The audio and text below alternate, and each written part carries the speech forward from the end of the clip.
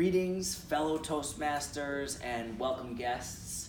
I want to welcome you all to the Spotlight on New York, and coming to you live from Flatiron, New York. We've got a very special show today. Spotlight New York is where we interview New York people and get their story and highlight how they're making this city better. So we have a very special guest today from our Toastmasters class. I'd love to hear a small round of applause. This is our studio audience for Aura. Hi, Aura. Welcome to Spotlight on New York. Thank you so much for being here. Thank you. I'd love you to tell our audience a little about what you're doing and who you are. Well, just one project that I love to talk about is something my husband and I do together, and we call them emotional education workshops.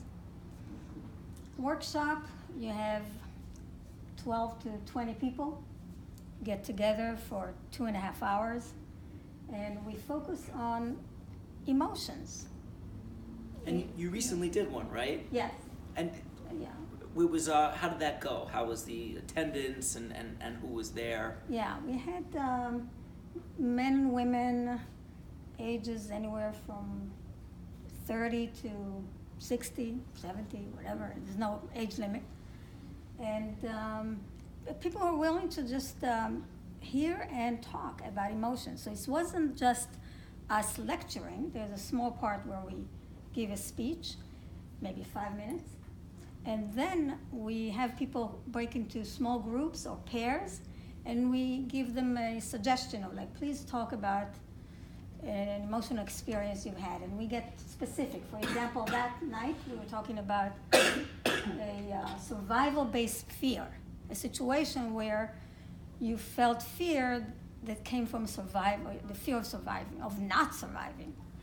So amazing. People share. And people are really opening up from this. And it's you and your husband together. Yes. What an interesting dynamic.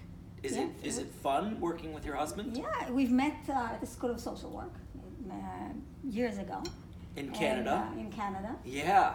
Just so happens we were in Canada. Fell in love in grad school? Or? In grad school. And he was just fascinated to hear about my background. I came from a kibbutz. He was very interested in communal living. And he started to ask me about it. And I never met any man who was able to listen. So I was fascinated. Is he still a good listener to this day? Not as good. I might have been interested in you.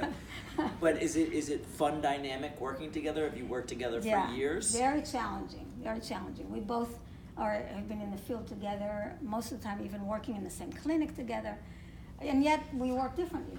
So it's interesting to then come together and say, okay, what are we going to talk about next time?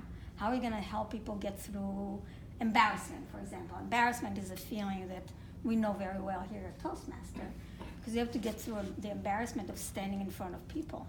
Isn't Toastmasters wonderful for getting over embarrassment? Absolutely. I mean, this is such a good program. And even when we don't talk about embarrassment, we talk about fear of public speaking, but it's about embarrassment and shame. So in the workshop, we talk a little bit more about describing embarrassment and shame.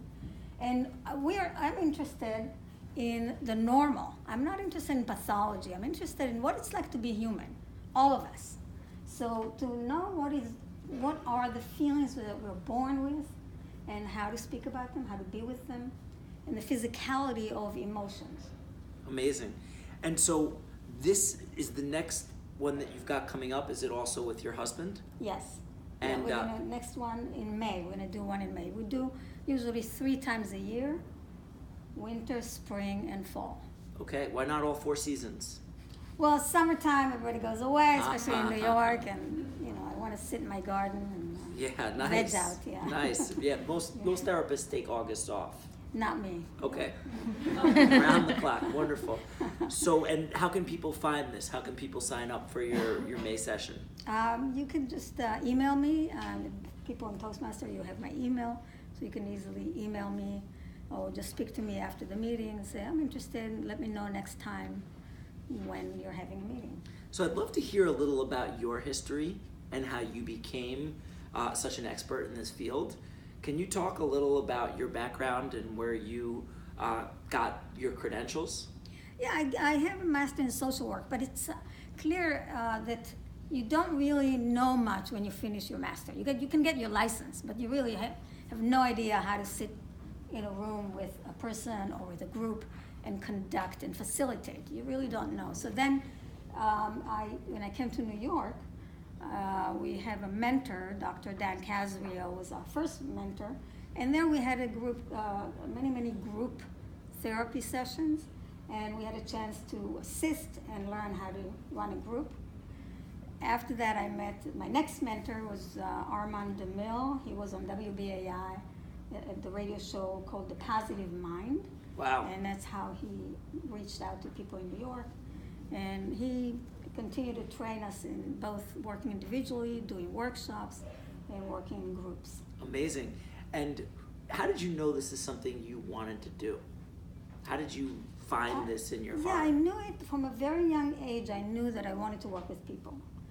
On the kibbutz, I worked with kids. So I was very, my whole family was in education, early education, schools, teachers.